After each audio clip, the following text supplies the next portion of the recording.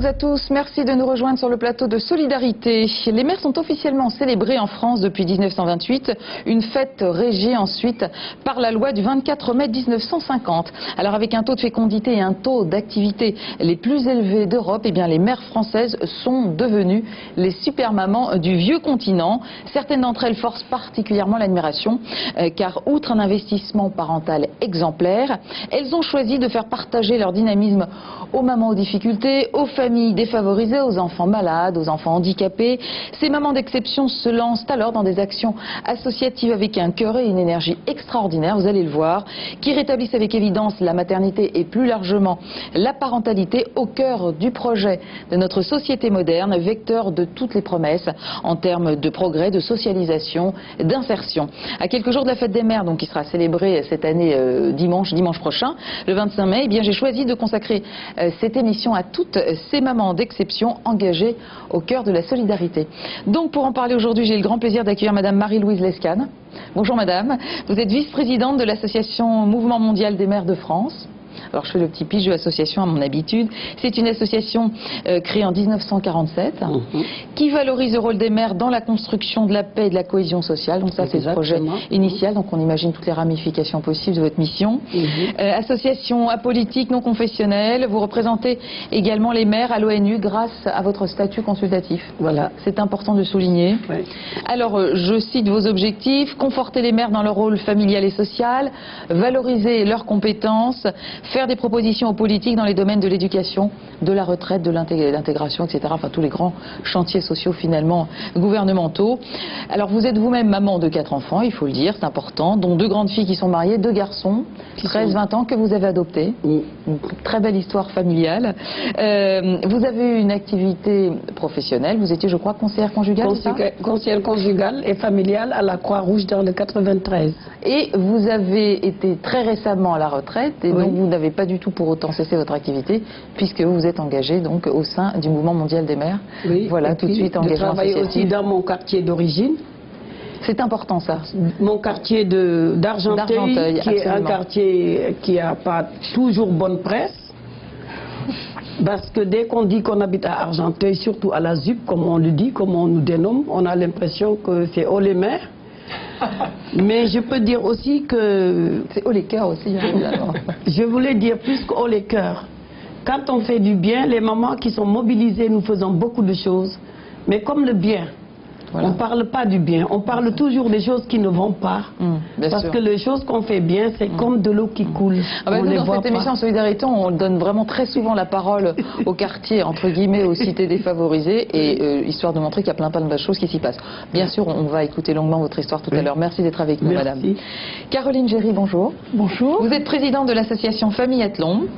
Alors, c'est une association, je vous cite, qui a pour objectif d'organiser des événements autour de la famille à Paris en permettant une plus grande cohésion entre les générations, pour faire connaître et défendre les droits et les intérêts des familles et rechercher auprès de toutes les structures publiques et privées et de l'ensemble des pouvoirs publics la satisfaction de leurs intérêts généraux. Voilà. Tout à fait, à Paris et en province. Et en province, en province, nous étions en 2007 à Lyon et à Saint-Cloud, et nous serons en 2008 à Poitiers, à Chartres, et en 2009, c'est déjà prévu, à Rennes, à Montpellier, à Rouen.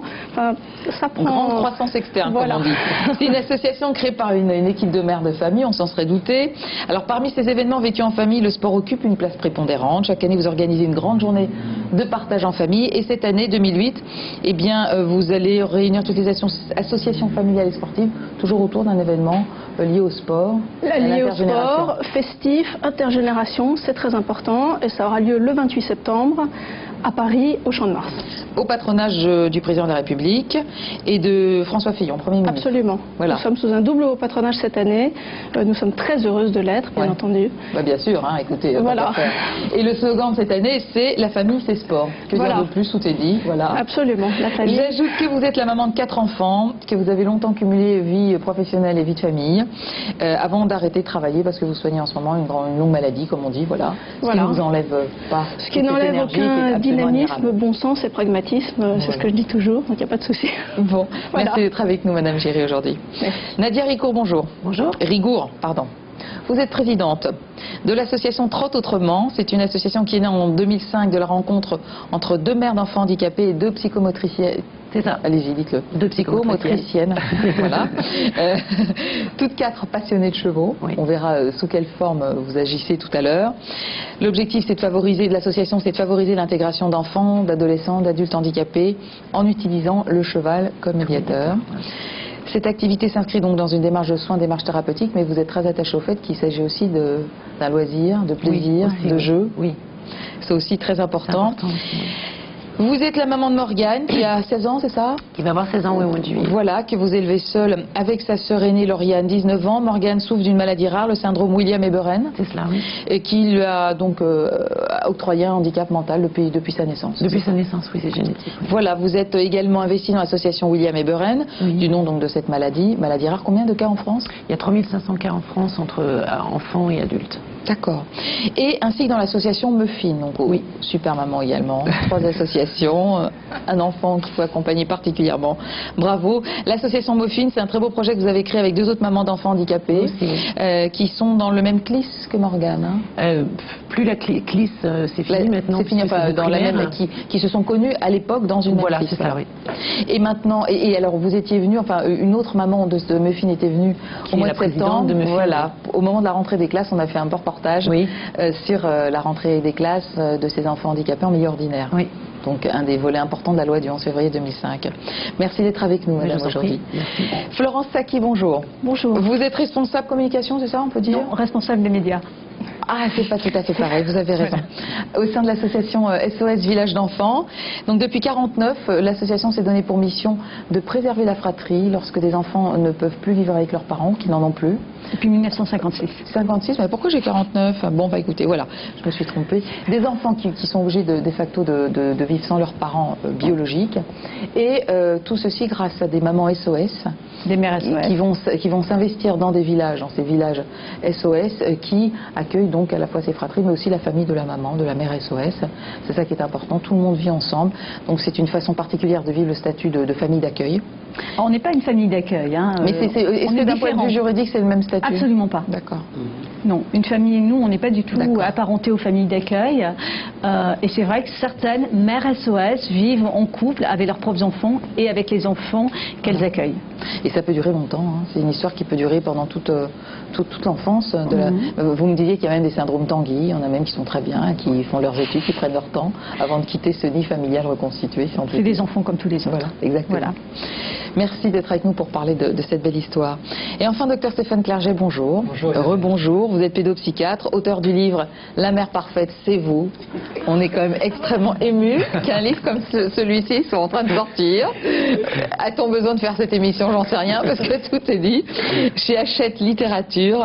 C'est une phrase qui fait un bien fou pour toutes ces pauvres mères qu'on est là, persuadées de notre inaptitude flagrante en termes d'éducation. Ça veut dire quelque part qu'on est parfaite pour notre enfant, à nous déjà. Oui, c'est important. C'est vrai que le souci des mères aujourd'hui, c'est qu'elles se sentent coupables de tout. Quel que soit le comportement de leur enfant, finalement, elles ont l'impression de faire trop ou de pas assez. Et finalement, plus elles en font, et plus elles se sentent coupables. Elles n'en ont jamais autant fait qu'aujourd'hui. C'est-à-dire qu'elles sont à la fois mères, elles travaillent, enfin surtout en France. On voit aussi qu'elles s'inscrivent dans le monde associatif. Et pourtant, elles se culpabilisent, on les culpabilise. Et je me demande si c'est pas un peu la suite d'ailleurs de la culpabilisation des femmes, parce que pendant longtemps, on les a culpabilisées. Et là, c'est un peu pris le relais. C'est plus du tout politiquement correct de culpabiliser les femmes, en maintenant culpabiliser les mères, mais elles ne sont pas les dernières à se culpabiliser. Donc c'est un livre qui décrypte un petit peu les raisons historiques et actuelles de cette culpabilisation-là, et puis qui démontre tout ça pour montrer que finalement il n'y a pas une façon d'être mère. On voit qu'on peut être mère biologique, mère adoptante, mère SOS, belle-mère, et puis on peut être mère des enfants des autres dans le cadre de la vie associative, et que donc il n'y a pas un modèle de mère parfaite, et qu'en tout cas pour l'enfant dont on s'occupe, qu'il soit le nôtre ou celui d'une autre, on est la mère parfaite. D'accord. Bon, on va en reparler évidemment longuement tout à l'heure, parce que ça nous interpelle quelque part quand même. Parce que la culpabilisation des mères, c'est quand même déjà de pas être suffisamment à la maison. C'est peut-être un mal pour un bien, parce que ce qu'ils en souffrent vraiment, c'est beaucoup de choses, et ce qu'on va voir. Oui, mais les mamans épanouies, bon voilà. Les mères qui sont trop à la maison, les culpabilisent aussi. Oui, remarquez, c'est vrai, vous avez complètement raison. De toute façon, c'est jamais bien. Pour planter le décor de cette émission, nous allons écouter des témoignages recueillis au hasard dans la rue, histoire de bien comprendre vraiment ce que nous en pensons, nous autres communs des mortels, de cette super maman idéale. Être à l'écoute, être attentive, observer les besoins de son enfant, être présente. C'est vraiment une mère qui puisse aimer n'importe quel enfant, quoi. De l'attention, bien s'occuper de ses enfants. Il faut tout d'abord avoir énormément d'amour à donner à son enfant. Il faut ensuite être relativement décontracté. Et c'est quelque chose qui vient de toute façon assez naturellement, paraît-il. Il faut qu'elle ait de la patience pour les enfants. Elles savent donner des exemples. Être moderne tout en inculquant des valeurs. Écouter ses enfants déjà. Et puis leur donner beaucoup de tendresse. La patience. Ça se résume à ça. L'image de la femme, c'est plus vraiment l'image qu'elle était avant, quoi. C'est-à-dire la femme au foyer. Maintenant, c'est la femme entreprenante, la femme qui veut un petit peu, avoir une vie à elle. Moi, je pense qu'il faut s'enthousiasmer pour la vie et il faut transmettre ça aux enfants. Il faut leur donner envie de faire des choses dans le monde. Et je crois que ça ne se transmet que en donnant un exemple. Des enfants à la maison, mais maintenant ils doivent travailler, ils doivent s'occuper de la relation avec leurs collègues. Je crois que ça devient de plus en plus difficile pour les jeunes femmes, les jeunes mamans. Je pourrais dire ma mère, mais bon. Je dirais ma mère. La nôtre. Non. Chaque maman est exceptionnelle pour son enfant. Oh bah alors là, c'était même pas la peine d'écrire votre bouquin, Stéphane. Oui, mais dire pourquoi justement toutes les mères ne le croient pas. Mais oui, alors que le mari et les enfants, ils sont d'accord pour dire que c'est elle, l'unique, la vraie. C'est important d'avoir confiance en soi et en ses compétences de mère pour bien élever son enfant. Oui, et c'est aussi important de ne pas se culpabiliser, de ne pas être capable de tout et de ne pas aimer tout faire. C'est-à-dire que c'est important de faire ce qu'on aime faire, de savoir ce qu'on sait faire et ce qu'on ne sait pas faire, et de savoir déléguer. C'est-à-dire que la bonne mère, ce n'est pas celle qui est omniscience, omnicompétente, parce que ça ne serait pas humain. Ah, ça va mieux déjà d'entendre ça. Mais accepter de le savoir et accepter de dire, bah tiens, là-dessus je ne sais pas, ou ça j'aime pas, mais j'accepte que quelqu'un d'autre prenne ça en charge. Et donc là, ça a été dit, pourquoi est-ce qu'on est toutes quelque part des mères parfaites pour nos enfants? Parce que c'est peut-être cet attachement un peu viscéral, ou acquis lorsqu'on a adopté un petit, etc., qui prime. C'est vraiment ce lien si particulier qui fait qu'on est au quotidien avec notre enfant, qui se tisse. Oui, parce que finalement, on parle de fête des mères, mais à qui on dit fête des mères? C'est finalement les enfants qui font. Le mari, évidemment, fait de la femme une mère, mais c'est d'abord l'enfant. Donc, c'est l'enfant. C'est plus souvent le mari que l'enfant, je trouve maintenant. Ils ont la peine de faire le sacro-saint des saints ou le petit cendrier en machin, donc c'est pas grave, le papa prend le relais. En prenant au pied de la lettre du mot faire, finalement, c'est la mère, c'est l'enfant qui fait la mère. Donc finalement, c'est l'enfant qui l'a défini. Ouais. Donc forcément, la mère, j'allais presque dire, c'est la création de l'enfant aux yeux de l'enfant. Donc c'est sa création aussi. La mère, évidemment, a l'impression que l'enfant, c'est sa création, qu'elle l'a fait. Mais en fait, il s'est aussi un peu fait tout seul. Hein. C'est-à-dire que finalement, il était dans son ventre, évidemment, mais bon, il a grandi seul aussi. Il s'est servi d'elle, finalement. Et c'est important que les mères n'imaginent pas qu'elles sont responsables seulement de tout ce qu'elles en font. Parce qu'elles n'ont pas, elles lui ont donné la vie, mais elles n'ont pas tout fait d'une certaine manière. Et au même titre, l'enfant pense avoir fait sa mère. Donc c'est pour ça que pour lui, elle se doit d'être parfaite, parce que si elle n'est pas parfaite à ses yeux, c'est que lui a raté quelque chose. Et que si sa mère va pas bien, lui, il peut penser justement qu'il l'a raté. Donc lui, c'est nécessaire pour lui. Et puis c'est le seul exemple qu'il a. Bien sûr. Mais alors, comment est-ce qu'on peut justement concilier le fait de se sentir peut-être effectivement relativement une maman parfaite, confiance en soi, ce lien unique dont vous parlez, et quand même accepter qu'on fait des erreurs et qu'il faut quand même y remédier, être vigilant, ne pas les reproduire, se faire aider comme vous disiez. Comment est-ce qu'on fait pour dealer avec parce que la mère parfaite n'est pas son défaut. Et que le fait qu'une mère ait des défauts, ce n'est pas gênant pour l'enfant. Là, c'est le dictionnaire qui va vous attaquer. Ce monsieur n'a pas compris la définition du mot parfait. Mais pourquoi c'est utile les défauts? Parce que c'est très rassurant pour un enfant. Une mère qui n'aurait absolument aucun défaut, ça serait insupportable pour un enfant parce que ça voudrait dire que lui, aucun défaut ne serait acceptable. Or, de voir que nos parents, nos mères, mais aussi nos pères ont des limites, eh bien fait qu'on accepte les siennes propres. Et de voir que maman, malgré ses difficultés, malgré ses défauts, réussit à être mère, réussit à travailler, réussit à s'occuper d'associations, eh bien ça veut dire que moi, l'enfant, je peux devenir un adulte malgré mes difficultés. Bien sûr que les parents veulent que les enfants soient meilleurs qu'eux, et ça, fait ce que je dis et pas ce que je fais forcément.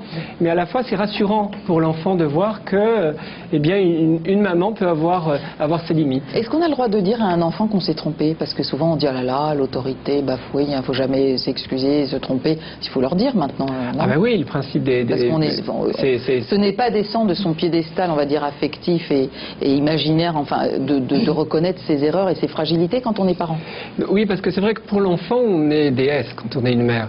Et c'est important que l'enfant apprenne peu à peu qu'on est un être humain et qu'on est aussi soumis à la loi. Ça veut dire qu'on n'est pas tout puissant. Aussi, c'est important. Et que du coup, on est aussi limité par la loi, et on est aussi, c'est pour ça qu'on ne doit pas faire n'importe quoi et pas maltraiter son enfant, mais qu'on est aussi limité par ses propres compétences humaines. Et ça, du coup, l'enfant, dans ce cas, s'identifie à un être humain et s'identifie pas à une déesse ou se sent pas soumis comme ça à une déesse. À partir de quand est-ce qu'il faut tirer la sonnette d'alarme et se dire qu'il faut se faire aider, éventuellement par un thérapeute? C'est quand l'enfant va pas bien? Est-ce que le mal-être de l'enfant va être un symptôme du mal-être de la mère? Alors, quand l'enfant va pas bien, quand l'enfant surtout grandit pas bien, c'est-à-dire quand il y a un arrêt de développement, que ce soit physique ou intellectuel, quand il y a un mauvais développement de l'enfant, mais aussi soi-même quand on n'a pas de plaisir à faire les choses. Ah, voilà. Et ça, on oublie trop cette notion de plaisir. On culpabilise presque les mères à prendre du plaisir avec leur enfant. Or, c'est important de prendre du plaisir dans les choses qu'on fait, parce que c'est comme ça qu'on donne la joie de vivre à l'enfant. Donc il ne faut pas avoir peur du plaisir qu'on prend avec son enfant, que ce soit en lui faisant des câlins, en jouant avec. Et quand effectivement on sent un vrai déplaisir à faire les choses, là je crois qu'il faut s'interroger et éventuellement déléguer. Parce que quand on fait les choses vraiment avec trop de déplaisir, du coup l'enfant vit ça mal et intègre mal les choses qu'on veut transmettre. Alors question Sioux, si nous sommes des mères parfaites pour nos enfants, est-ce que les papas sont des pères parfaits pour leurs enfants? Mais les pères ne se posent pas la question, les pères ne se sentent pas coupables. C'est un peu vrai. Les pères se sentent pas coupables, quand ça va pas, c'est jamais à cause d'eux, c'est à cause de l'enfant ou à cause de la mère. Oui, donc en fait, vous n'avez pas besoin d'écrire un livre pour répondre à une question qui ne se pose pas en gros. Ah ben non, il y a pas de, ils sont très rarement coupables. D'accord. Parce que c'est peut-être pas mal en même temps. Ça fait un ça leur donne un avantage, ça leur donne un peu d'assurance, ça leur permet d'aller peut-être un peu plus directif et d'être un peu moins retenu, parce que je condamne pas la culpabilité, des fois c'est utile quand on fait des bêtises, heureusement qu'on se sent coupable, ça nous limite un peu, mais trop de culpabilité nuit parce que nous empêche de faire les choses. Il y a un moment, ça nous paralyse, ça nous handicape et ça nous empêche de transmettre. D'accord. Caroline Géry, donc vous êtes un peu une super maman, comme on dit, c'est pour ça que vous êtes là aujourd'hui, entre autres. Action associative, 4 enfants, en plus pas très âgés, combien, entre 5 et 11 ans? Alors, mes enfants ont entre 5 et 11, 5, 8 et des jumeaux de 11 ans. Aussi. Voilà. En pleine forme, hyper dynamique? En pleine forme, après avoir été de grands prématurés, donc voilà. On revient et de soigner tout. Une maladie longue, comme on dit, donc voilà, beaucoup d'activités, ce qui nécessite une grande force. Comment est-ce que vous analysez cette force qui vous porte et qui n'est peut-être pas forcément celle de toutes les mères qui connaîtraient la même vie que vous? Écoutez, beaucoup d'énergie, et puis je rebondirai sur ce que vient de dire le docteur, là, prendre du plaisir avec ses enfants. Ça m'anime beaucoup. C'est-à-dire qu'en fait, on a créé Famillathlon, nous sommes une équipe de 6 mères de famille qui avons créé Famillathlon, pour justement donner aux familles l'occasion d'être ensemble et aux parents l'occasion de prendre du plaisir avec leurs enfants. Au travers d'un vecteur porteur qui est le sport, on s'est logé dans les chaussures du week-end du sport en famille. Le week-end du sport en famille avait été mis en place par Jean-François Lamour quelque temps auparavant. Donc, faire du sport avec ses enfants, avoir un papa qui se confronte à son fils ou à sa fille.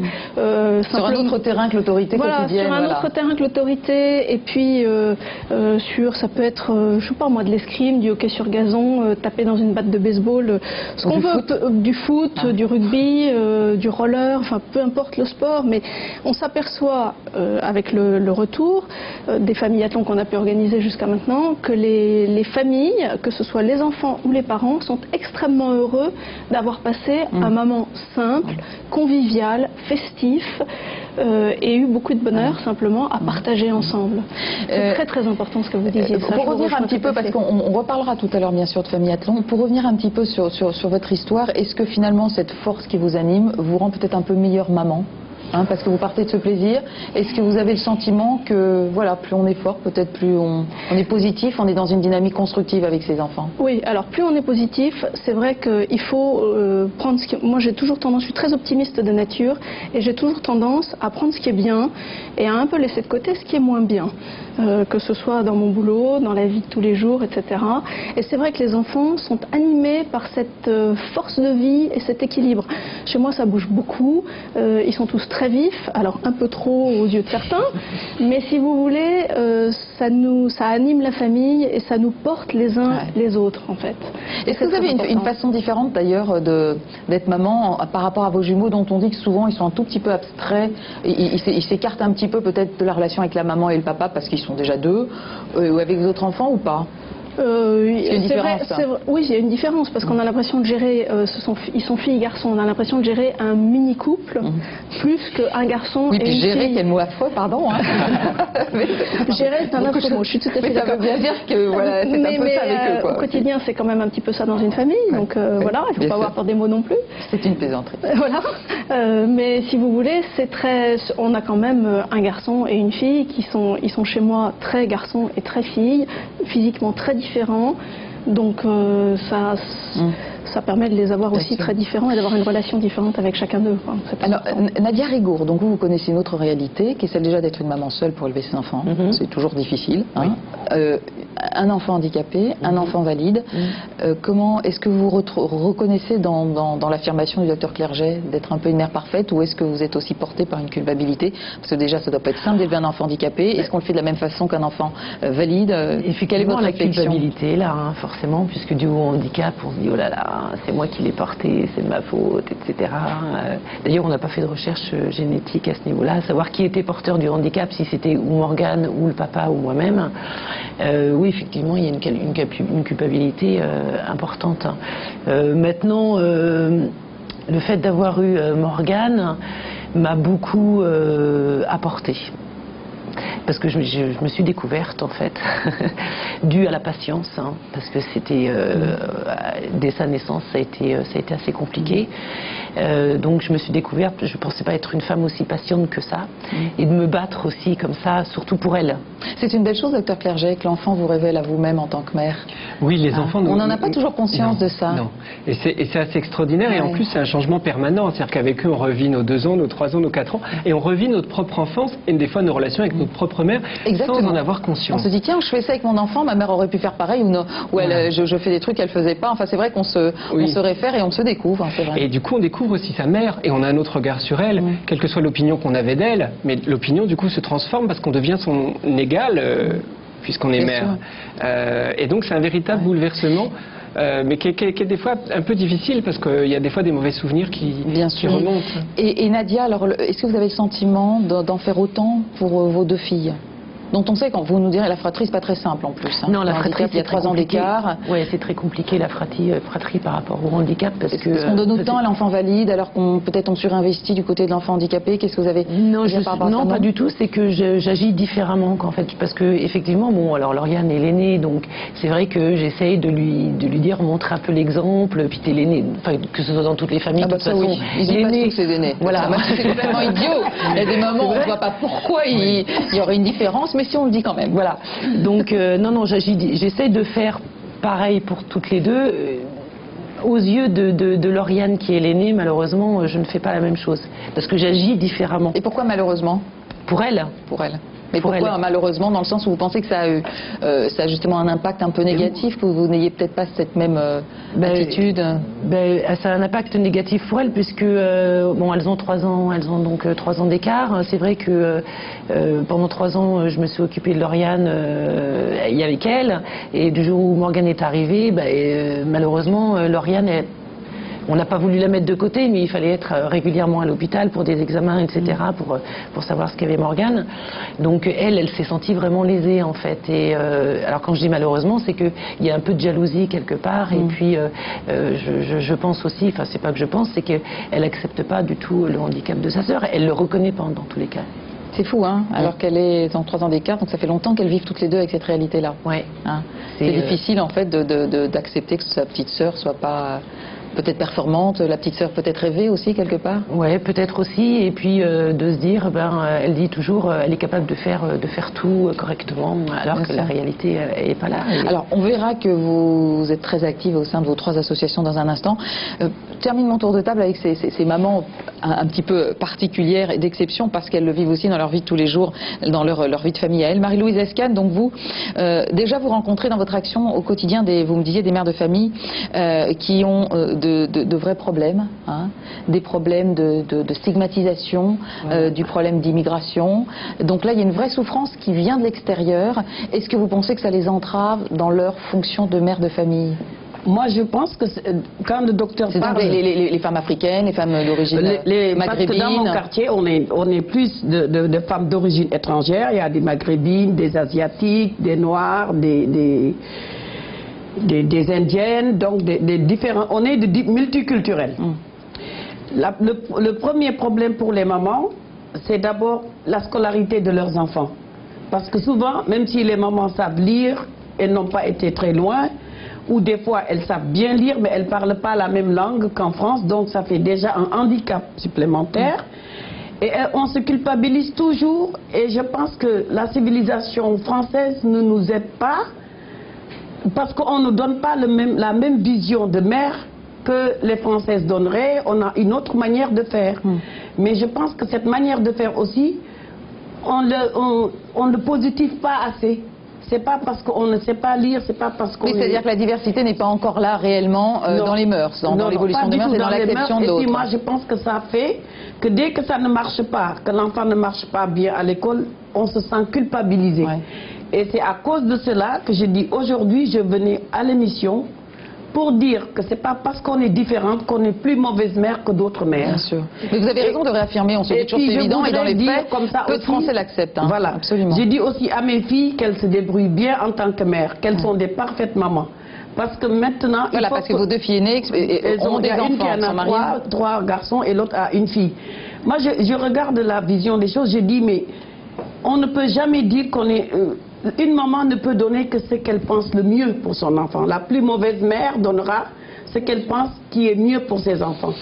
Alors moi, je voudrais bien que dans mon quartier, dans tous les quartiers de banlieue, dans tout le monde entier, qu'on puisse laisser aux mères, qu'on puisse faire confiance aux mères et qu'on se dise que les mamans, elles ont quelque chose de plus. Vous disiez quelque chose de plus.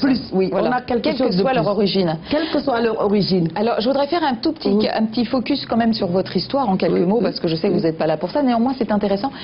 Voilà, vous êtes aussi maman adoptante. Oui. Est-ce que vous avez eu, question qu'on se pose tous, peut-être une différence dans la façon d'élever vos 2 filles que vous aviez de façon naturelle, 2 garçons adoptés?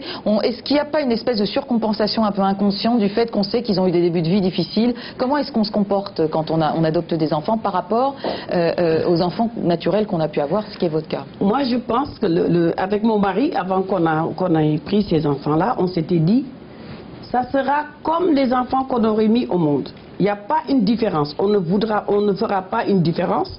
Sauf que 2 filles, élever 2 filles et élever 2 garçons, c'est autre chose.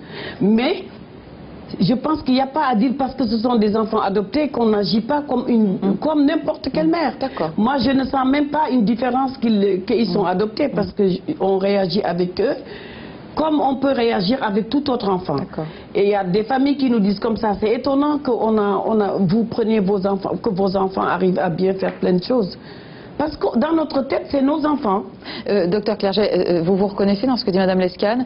C'est-à-dire que l'enfant adopté, la différence peut-être d'être une maman adoptante par rapport à une maman d'enfant biologique. Alors il y a des avantages à être maman adoptante pour l'enfant, c'est que souvent c'est des mères qui acceptent plus facilement l'autonomie de leur enfant. Parce que quand on est mère biologique, ça vient quand même de notre corps, on a un peu de mal à lâcher prise. Alors que quand c'est un enfant adopté, en général, on respecte beaucoup plus l'autonomie de son enfant. Donc ça, c'est un des avantages. Quel est l'avantage d'être une maman qui ne sait pas lire et écrire? Eh bien, il y en a pas mal. C'est un autre sujet, mais vous l'avez abordé et ça vous tenait à cœur. Et c'est vrai que ça présente un certain nombre d'avantages d'avoir des parents qui ne savent pas lire et écrire, parce que ça permet à l'enfant de dépasser ses parents. Et ça, c'est fondamental, parce que le but des enfants, c'est quand même d'être au moins aussi bien que les parents. Et de pouvoir dépasser ses parents, ça fait du bien. Et ça n'angoisse pas de ne pas avoir cette espèce de force au-dessus de nous? Oui, alors c'est bien que parfois, justement, ils se croient un peu au-dessus. Et c'est bien que les parents leur disent, attends, je ne sais pas lire et écrire. Ils sont de vrais parents, même s'ils ne savent pas lire et écrire. Mais la loi, c'est comme ça, tu dois m'obéir jusqu'à 18 ans. Le génie, la loi est la même pour tous. Pour les génies ou pour ceux qui ne sont pas génies. Et la loi, c'est que moi, jusqu'à 18 ans, je te commande que tu saches faire plus de choses que moi ou pas. Et l'avantage, c'est que du coup, on est content de toi. Moi, je vois des enfants de parents professionnellement extrêmement top. Ils préfèrent lâcher prise parce qu'ils dépasseront jamais leurs parents. Donc souvent, ils lâchent prise dans la scolarité, souvent au moment de l'adolescence. L'autre avantage d'avoir des parents qui ne se prennent pas pour des enseignants, c'est que l'enfant va investir l'école comme un lieu d'émancipation. Les parents qui se prennent trop pour des enseignants et qui, justement, suivent de trop près la scolarité, c'est des fois difficile pour l'enfant qui devient adolescent, qui, au moment de l'adolescence, s'éloigne des parents. Du coup, il s'éloigne de l'école aussi, parce que pour lui, parents et école, c'est pareil. Or, quand on a des parents qui ne savent pas lire et écrire, eh bien, l'école, c'est vraiment un lieu d'indépendance dans lequel on peut s'émanciper. D'accord, mais ça, c'est vrai que c'est une dimension à laquelle on ne pense pas que vous nous appreniez. Je vous propose qu'on marque une toute petite pause de publicité, c'est normal, et on se retrouve dans quelques minutes.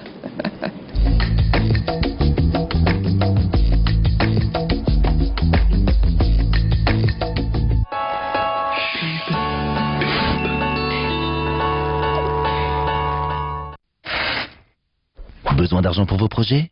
Pensez au prêt personnel CTLM. Simple et sur mesure, il s'adapte parfaitement à votre budget. Rapide, vous recevez une réponse de principe sous 48 heures. Profitez de notre taux exceptionnel de 3,9% au 0800 116 116. En ce moment, les frais de dossier sont offerts et vous bénéficiez de notre garantie satisfait ou remboursé. Alors n'hésitez plus. Profitez de notre offre exceptionnelle au 0800 116 116 ou sur ctlm.fr. Sympa la peinture, hein. Tu as trouvé ton appart? Bah non. Réflexe IMO. Réflexe IMO. C'est comme ça que j'ai trouvé le mien. Ouais. Réflexe IMO, le bon réflexe pour bien se loger. Le ticket Leclerc, le ticket qui vaut de l'argent. T'es chez Leclerc, t'achètes des produits. Eh ben, y en a qui te rapportent de l'argent. Génial. Ouais, génial. Leclerc. Vous entendez? Une improvisation. En cuisine, je ne fais que ça. Mais j'ai un secret. Boursin, salade et apéritif. Ça marche aussi pour l'apéro. Du jambon, quelque chose de crémeux. Boursin, salade et apéritif, noisettes et noix. On recommence. Olive verte et noire. Du basilic. Avec toutes ces délicieuses variétés, c'est normal que Boursin, salade et apéritif soit reconnu saveur de l'année 2008. Ma pièce maîtresse. Pour notre santé, nous les Esquimaux, nous buvons de l'huile de foie de morue. Mais ça a un goût de vieux pied. C'est pourquoi nous avons inventé ces bonbons pour le confort de la gorge. Qui les a inventés? Ricola. Exact. Nouveau, Ricola Verveine citron, bienfaisant et rafraîchissant. Ricola. Tu connais la contraception d'urgence? T'as un mec? C'est pas ça que je te demande. Non mais sans rigoler, tu l'as fait? Mais t'es lourde, je te pose une question et tu réponds par une autre question. Vas-y, dis qui c'est. Laisse-la faire, je te dis. Vas-y, dis. Laisse tomber.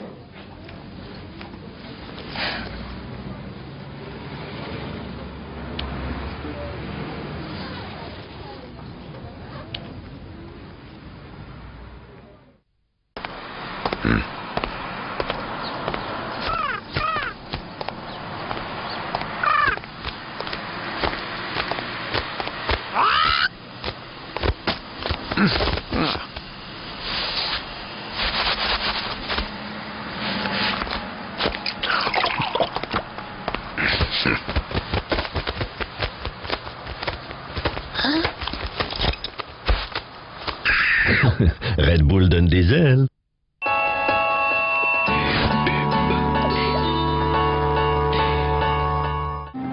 Ce soir à 20h40, des enfants dans les arbres. Vincent Caxarno, du commissariat aux questions juives. Armand, ancien sergent-chef de l'armée en déroute. Mobilisé, chômeur. et à la recherche d'un petit boulot pour me refaire avant de remonter sur Paris. En 1942, une institutrice et son ancien amant aident des enfants juifs à passer en Espagne pour échapper à la police française. Vous êtes un peu trop près. Vérification, enquête. Ne vous dérangez pas pour moi. Continuez. Un téléfilm bouleversant avec Robin Renucci et Isabelle Otero. Des enfants dans les arbres, c'est ce soir à 20h40 sur Direct 8. 33 enfants juifs peut-être.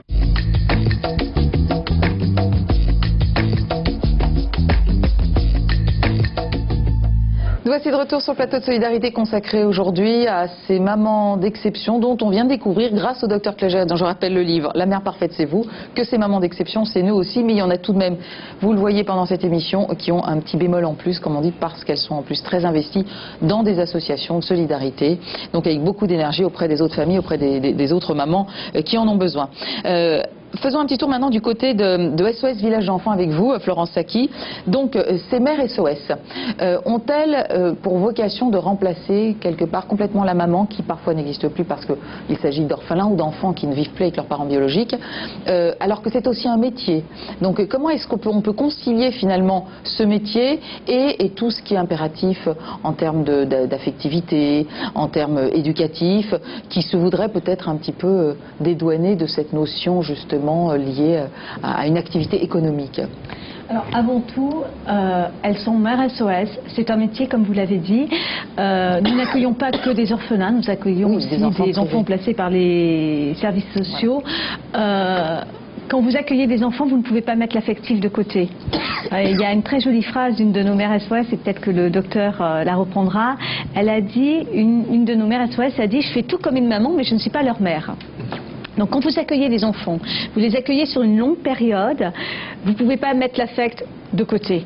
Il y a forcément de l'affect. Alors c'est vrai que c'est un métier, c'est un métier qui a été reconnu, en plus par l'Assemblée nationale, par le pouvoir législatif, mais c'est avant tout un engagement parce que ces femmes, elles sont 7 jours sur 7, 24 heures sur 24 avec ces enfants, elles sont là dans les bons moments. Et puis, dans les mauvais moments, ces enfants, c'est des enfants qui sont en souffrance, ils sont séparés de leurs parents. C'est pas facile d'être séparé de ses parents. Donc voilà, c'est pas qu'un métier. Quand on décide de venir chez SOS Village d'Enfants, de s'engager dans le métier de mère SOS, on vient pas frapper à la porte de SOS Village d'Enfants comme on va frapper à la porte d'une entreprise. Voilà, c'est quelque chose. C'est l'engagement d'une vie en fait, d'une certaine façon, parce que ça peut durer des années. C'est l'engagement d'un moment d'une vie. Voilà, ça peut durer des années. Et puis ces femmes, elles ont eu parfois un métier auparavant. Alors elles ont pu travailler, c'est vrai, dans le secteur médico-social. Et puis certaines autres ont travaillé dans le privé. Alors, ce sont des villages vraiment qui ont été conçus pour cela. Donc ça peut arriver que la maman SOS arrive avec ses enfants. La mère SOS. Ils ont encore leur maman, ces enfants. D'accord. Pour la plupart d'entre eux. C'est la nuance qu'on faisait. Elles arrivent donc avec parfois leur mari, leurs propres enfants. On a quelques exemples. D'accord. Et ça se passe bien avec la fratrie? Ah, tout à fait. On a des exemples de mères SOS qui arrivent avec leur mari. Certaines ont même fait des enfants. On a une des mères SOS au village de Carrosse, dans le sud de la France, à côté de Nice, qui a eu un bébé. Et tout le monde grandit ensemble. Alors, ça ne veut pas dire que c'est comme une famille. On n'est pas à part. C'est comme une famille. Il y a parfois des moments difficiles. Et puis, il y a des moments très heureux. Donc, la mère SOS vient en effet s'installer au sein d'un village. On a 12 villages en France et un 13e en construction actuellement à Persan, et c'est composé de maisons. Alors c'est pas un ghetto, j'aime pas ce terme, c'est un voilà, non, c'est pas un ghetto, c'est-à-dire que toutes les maisons des mères SOS sont pas les unes à côté des autres. C'est un village. On est intégrés, voilà, on est intégrés, voilà, c'est un village en lui-même. Et elles sont pas toutes seules là aussi, ces mères SOS. Oui, il y a du personnel autour d'elles, des spécialistes. Elles ont un directeur du village qui les encadre, elles ont des psychologues qui sont là pour les aider et pour aider les enfants. Elles ont aussi des éducateurs. Être mère SOS, on lâche pas une mère SOS comme ça dans la nature. Elles sont vraiment très très entourées. Alors, je vous propose justement un document. C'est le portrait d'une maman SOS, d'une mère SOS au Maroc, qui s'occupe désormais d'une fratrie de 5 enfants orphelins.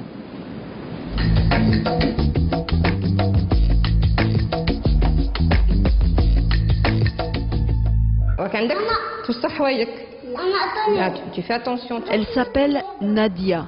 Elle est mère SOS au village d'El Jadida au Maroc.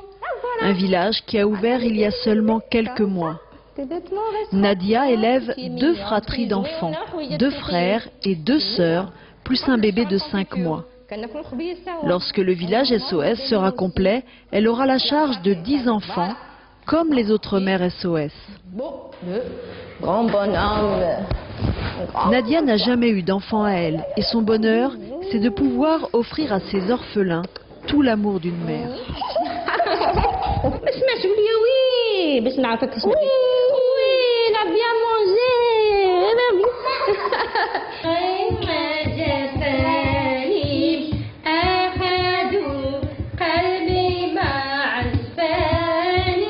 L'appel de ces enfants qui vivent des conditions vraiment difficiles m'a beaucoup attirée.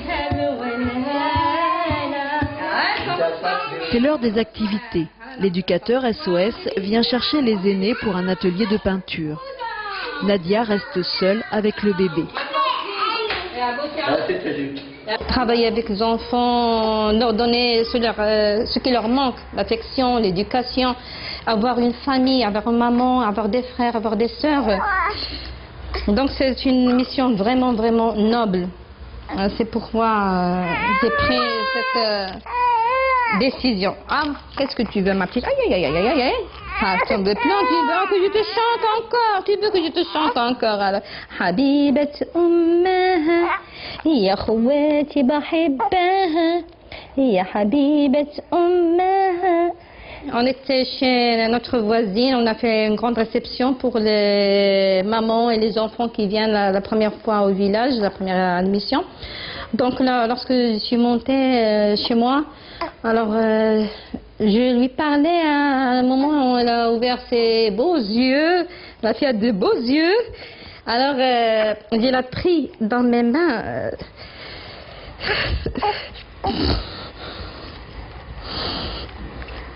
Chaque fois que je me rappelle ce moment, c'est comme si c'était la première fois. Ah, donc je la tiens. Oui, je la pris comme ça. Réveille-toi, maman est là, je suis là pour toi. Je lui ai fait visiter la maison. Je savais ce jour-là qu'il comprenait tout. Je lui parlais comme si je parlais à une demoiselle grande qui me comprend. Il me regardait, je vois la cuisine, c'est là qu'on prépare des bons repas. Voilà la salle, on regardera la télé. Ensemble, on jouera ici. Tu auras bientôt tes frères et tes sœurs. Et on est entré dans la chambre à coucher. J'ai montré un parc. Tu dormiras ici, ma mignonne. La chambre des filles, voilà, la chambre de tes sœurs, tes petits frères. Vous jouerez ensemble. Ça y est, ma petite, ne t'inquiète plus.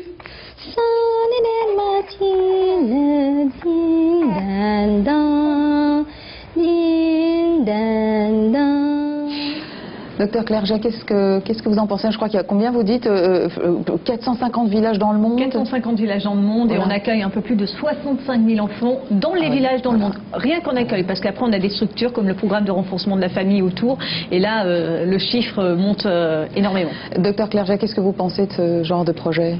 Écoutez, ça me semble d'abord indispensable, et ça montre bien que tous les adultes de la planète, pères de famille, mères de famille ou sans enfants, sommes collectivement responsables de tous les enfants de la planète. Que ce soit nos enfants ou ceux des autres. Est-ce que vous pensez que ça commence à être accepté, pensé, réfléchi dans les programmes, la politique de développement durable par exemple? Je l'ignore, mais ça devrait l'être. Ça devrait l'être, je suis tout à fait d'accord avec vous. Alors, comment faire pour offrir la meilleure vie possible à son enfant lorsqu'il est handicapé? Nous y voilà, Nadia, notamment sur le plan du handicap mental. Donc Nadia, avec vous, on va voir qu'il y a évidemment cette vie dont vous nous parlez, ce témoignage qui est le vôtre, tout simplement être une maman comme les autres, mais aussi vous vous êtes investi dans 3 associations. Il y a Trotte Autrement, association d'équithérapie, Muffin qui se pose la réflexion de l'avenir de ces enfants, je crois, notamment par le passage à l'école. Voilà, c'est plus l'intégration dans l'intégration scolaire. Et puis l'association qui est liée évidemment à la maladie rare de votre enfant, William Eberen, qui est aussi une association pour laquelle vous êtes aussi très active. Pourquoi est-ce que vous avez voulu créer cette association Trot Autrement? Qu'est-ce qui s'est passé? Pourquoi l'équithérapie, comme on dit? Pourquoi l'équithérapie? Pourquoi Trot Autrement? En fait, donc nous sommes deux mamans d'enfants porteurs de handicap. On travaillait dans la même société toutes les deux. Quelque part, c'était une chance, je ne sais pas. Un plan social a été émis dans cette société et nous avons décidé de se mettre sur ce plan social pour pouvoir nous consacrer à cette association. Parce qu'on estime que le cheval est vraiment un médiateur très important. Et en quoi vous le voyez justement concrètement? En quoi on le voit? Que le cheval, tout simplement, fait beaucoup de bien. Et déjà parce que déjà l'animal en lui-même fait beaucoup de bien en ce qui concerne le handicap. Et on a eu des exemples concrets concernant des chevaux qui sont assez peste, si je peux dire, avec une personne entre guillemets normale qu'il a sur le dos, et dès qu'il a un handicapé sur lui, c'est un agneau pratiquement. Donc il y a une magie là, quelque chose. Il y a une magie, voilà, c'est ça, c'est ce qu'on dit. On dit c'est complètement magique en fait, l'équithérapie. Et puis ça apporte énormément dans tout ce qui est psychomotricité. On a un exemple avec notre petite première jeune fille qui est arrivée dans l'association, qui avait du mal à marcher, qui maintenant court pratiquement. Des autistes aussi, pour lesquels c'est assez compliqué, le toucher, d'essayer d'aller quand même assez loin dans le manège, parce que c'est des espaces assez grands. Et ça, c'est vrai, ça leur apporte énormément. Et Morgane, elle en fait? Alors Morgane, elle en fait, oui. J'avais essayé déjà de lui en faire. Elle était un petit peu plus petite. Ça n'a pas marché parce que elle s'est dit qu'il y avait trop de pattes à un cheval. Et puis en plus, les poneys sont assez... sentiment intime. Les poneys sont assez têtus aussi. En même temps, le Shetland, ce que j'appelle le Shetland, c'est le plus petit. Et Morgane a un petit peu des problèmes quand elle a quelqu'un en face d'elle qui est plus tenace, donc elle a toujours un petit peu tendance à laisser tomber. Donc là, on avait arrêté avec cette reprise entre guillemets classique. Et quand Olivia, notre monitrice d'équitation, est arrivée dans le pôle loisirs, j'ai dit tiens, il faut absolument que je mette Morgane pour voir comment ça se passe. Et elle est ravie, elle est contente de venir. Ça se passe vraiment très bien. Alors Morgane, ces projets, vous en êtes où avec elle? Elle est à l'école. Elle est en UPI, voilà. Oui. Elle est en UPI dans un collège. Donc il y avait une rentrée des classes réussie. Voilà. En milieu ordinaire. Ouais. Et aujourd'hui, donc ça fait 4 ans qu'elle est dans cette UPI, et je pense qu'elle est un peu, enfin je sais pas que je pense, c'est qu'elle est essoufflée. Elle en a marre en fait d'être dans ce milieu, si je peux dire, ordinaire. Et elle souhaite. Et pourquoi? Comment elle vous l'explique? Comment vous le ressentez peut-être? Je pense qu'on lui demande énormément, et puis elle va avoir 16 ans, elle a envie d'évoluer dans autre chose, donc apprendre un métier, parce qu'on lui a dit voilà, tu vas avoir 16 ans, c'est bien de commencer, tu réfléchis. Et là, qu'est-ce qu'elle pourrait faire comme métier? Alors elle, c'est les animaux, elle veut travailler avec les vaches. Oui, donc on a de la chance, on est en Seine-et-Marne. C'est très beaux yeux, une vache en plus, si vous regardez bien. C'est très gentil. Ouais. Mais malheureusement, c'est qu'il y a presque plus de vaches maintenant dans les fermes. Et puis c'est vrai que travailler dans une ferme pour Morgane, je pense que ça va être un petit peu compliqué, parce que c'est un petit gabarit. Et le métier de la ferme, c'est assez compliqué et assez dur. Donc on va lui faire un stage à travers donc l'IMED, où elle va être intégrée l'année prochaine. Pour voir c'est Institut médico-éducatif. Après, je ne sais plus, le D, c'est pas départemental. Je pense que c'est départemental. Éducatif. Éducatif départemental. IMED, voilà. Donc elle va faire un stage dans une ferme pour qu'elle se rende compte un petit peu que ce travail dans une ferme, c'est un petit peu compliqué, un peu dur quand même. Bon, bonne chance à Morgane, et à vous, en tout cas avec toutes ces associations, voilà, bravo. Le sport en famille, le lien intergénérationnel, la consolidation du lien parent-enfant, donc c'est un peu tout ça, Famillathlon, Caroline Géry.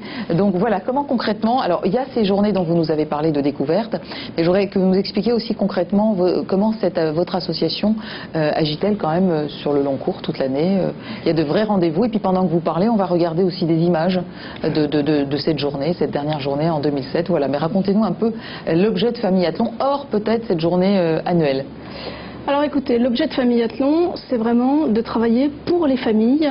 Donc on travaille par exemple tout au long de l'année en communication avec le rectorat pour essayer de faire passer des messages dans les écoles auprès de nos enfants, parce que pour moi la famille doit travailler avec l'école, les éducateurs, tout ça, ça doit faire un lien, je dirais, auprès des familles pour les enfants, mais aussi intergénérationnel. C'est-à-dire que au rectorat, on m'a dit... C'est vrai que les courses en sac, par exemple, ça se fait avec les grands-parents, sans problème. Ça se fait avec les grands-parents. C'est très important. On a besoin, aujourd'hui, les enfants ont besoin d'un lien familial. Et je crois que c'est un sujet sur lequel travaille beaucoup le rectorat, les éducateurs, l'éducation nationale, finalement. Donc ça, c'est un travail qu'on fait au cours de l'année. On travaille aussi beaucoup au niveau santé. C'est-à-dire que sur Famillathlon, on va trouver tout un pôle santé avec de la prévention, enfin des acteurs de prévention au niveau du sommeil, au niveau des addictions, au niveau sur différents sujets. Et tout ça, ça se travaille au long cours toute l'année. Pour également faire passer des messages toute l'année aux gens qui sont venus sur Famillathlon, mais aussi à plus grande échelle à nos enfants et à nos familles en fait. On travaille avec toutes les associations qui sont présentes sur Famillathlon, on travaille avec l'UDAF, Union départementale des associations familiales, qui tout un chacun en fait fait descendre auprès des intéressés des messages forts qu'on a travaillé en amont. On travaille avec la direction régionale jeunesse et sport sur des colloques sport, santé. C'est quand même un sujet qui tient à cœur à Madame Bachelot beaucoup, si vous voulez. Enfin, on est tout à fait dans l'air du temps. Mieux se nourrir, lutte contre l'obésité. On a rédigé cette année, en partenariat avec des médecins, tout un petit leaflet qu'on va donner sur Famillathlon le 28 septembre sur comment bien se nourrir, avec des choses très simples et avec des quiz, avec des choses un petit peu interactives qui vont intéresser les enfants. Et les enfants vont venir là et ça va leur ouvrir quelques horizons, je dirais. Marie-Louise Lescane, les projets du Mouvement mondial des mères, hormis ces missions, rappelons-les, qui sont, vous le disiez, travailler sur la relation parent-enfant, mère-enfant, le respect des uns des autres. Est-ce que le Mouvement mondial des mères se dote chaque jour un petit peu comme ça de nouvelles orientations, de nouvelles réflexions? Parce que finalement, vous visitez tout un tas de familles au quotidien, il y a des réunions, enfin c'est quand même à très grande échelle. Oui, d'ailleurs, d'abord, comme vous connaissez nos ateliers, on parle d'abord de ce que les parents vivent, quelles sont nos priorités en tant que parents. On travaille comment se faire respecter par son enfant, comment respecter son enfant, comment nous respectons nos enfants. Et dans ce problème-là, tout à l'heure, quelqu'un demandait est-ce qu'on doit dire à nos enfants qu'on se trompe, qu'on s'est trompé. Je pense que c'est important de pouvoir dire, de dire à ses enfants j'ai fait ça, mais je pense que c'était pas comme ça qu'il fallait faire. Et pouvoir faire des excuses à son enfant quand on sait qu'on n'a pas bien fait. Et je pense qu'on grandit. Nous, notre programme cette année, c'est un petit peu sur la cohésion familiale. Donc notre objectif de cette année déjà, c'est de travailler pour tout ce qui est, comment on vous dirait ça, on veut lancer le mieux vivre ensemble. D'accord. Le mieux vivre ensemble, c'est-à-dire avec ce qu'on a comme différence, différence culturelle, accepter l'autre. Et quels sont les moments qu'on trouve qui sont difficiles dans une famille de vivre. Donc on va lancer le calendrier de la cohésion sociale. Et je pense que tout ce qu'on peut faire dans les villes pour aider, si on ne passe pas par les maires, on n'exclut pas les pères. Vous trouvez, oui bien sûr, vous trouvez, docteur Clerget, que la maman est quand même un rôle pivot quand même dans le bien-être d'une société? Est-ce que vous pouvez dire ça aujourd'hui? Bien sûr, mais évidemment qu'elle a un rôle pivot. Les pères également, c'est... J'allais dire, ils font la paire tous les deux. Hein. Non, mais quand je parlais de la mère, c'est qu'il y a plus de mères au foyer finalement qui ont leur rôle de mère à 100% au quotidien que de papa au foyer. Donc est-ce qu'aujourd'hui on peut dire que ça peut être un rempart contre la délinquance, contre des tas de mots MAUX de société? Oui, mais je pense que le pouvoir des mères, il est également lié à l'environnement et notamment à la place des pères. Pour être aussi une mère efficace, il faut aussi être heureuse en amour, il faut aussi être heureuse professionnellement. Donc de toute façon, c'est la famille en fait en son ensemble. La famille et la société aussi. Mais alors justement, très bien, vous parlez des pères. J'avais envie de dire, là, cette émission était dédiée aux mères d'exception, mais il y a aussi des pères d'exception qui gardent les mères d'exception pendant qu'elles sont à l'extérieur dans leurs associations exceptionnelles. Parce qu'il faut quand même des gens pour nous pour les garder, tous ces petits. Ouais, ces mamans autour de la table qui turbinent à fond hors du foyer et pour le mieux-être de toute la famille. Néanmoins, saluons les papas quand même, non? Mais comment saluons les papas? De toutes les manières, les hommes sont à l'origine des enfants. Donc, les femmes aussi. Oui, mais la femme n'est pas seule. Non, mais voilà, c'est le couple qui est à l'origine de l'enfant. C'était comme ça qu'on va terminer. Voilà, à mère exceptionnelle, mère parfaite, nous, père exceptionnel et famille exceptionnelle. Je pense qu'il ne faut pas qu'on... Là, quand on parle du mouvement mondial des mères, on a toujours l'impression qu'on exclut les pères. Mais c'est pour... On n'exclut pas les pères parce que les pères sont au cœur. Au cœur de tout ce qu'on peut faire. Dans une maison, une maman ne peut rien faire toute seule. C'est pourquoi on demande toujours aux mamans qui parlent de leur travail et la place du père dans tout ça. Pour qu'on n'oublie pas le père. Écoutez, vous savez quoi, ça me donne l'idée d'une autre émission. C'est au moment de la fête des pères. Mais peut-être à la rentrée, on verra comment les papas prennent en charge leur paternité. Et puis les mères ont eu un père, elles se sont peut-être inspirées de leur père pour être mères. Exactement. Voilà. Mais que d'ouverture, que de voix possibles à traiter au sein de cette émission. Je suis ravie, mesdames, monsieur, de vous avoir eu sur ce plateau. Je vous souhaite à toutes et à tous, d'abord à toutes, une très bonne fête des mères.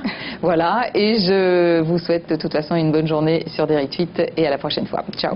Merci.